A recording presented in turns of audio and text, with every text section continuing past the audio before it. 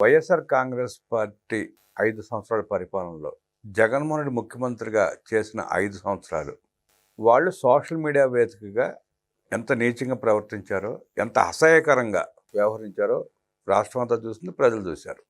సొంత తల్లిని చెల్లిని కూడా తిట్టించిన గనుడు జగన్మోహన్ రెడ్డి. ఆడవారి వ్యక్తిత్వహనాలకు పాల్పడుతూ ఆనాడు ప్రతిపక్షంలో ఉన్న పార్టీల మహిళా నేతల్ని ఎంత అవమానకరంగా చిత్రీకరించి వ్యవహరించారో చూసాం. నేడు ఎమ్మెల్యేలుగా ఉన్న కొంతమందిని, నాడు మహిళా నాయకురాలని, సొంత చెల్లెలని తల్లిని దారుణంగా తిట్టించిన పరిస్థితి చూసాం. ఆ తిట్టే వాళ్ళకి సోషల్ మీడియాకి హెడ్ సజ్జల భార్గవరెడ్డి. సజ్జల భార్గవరెడ్డి చేసిన నీచపు పనుల మీద అనేక కేసులు నమోదయ్యాయి. గత వారం నుంచి విచారణ ఎదుర్కొంటున్నాడు.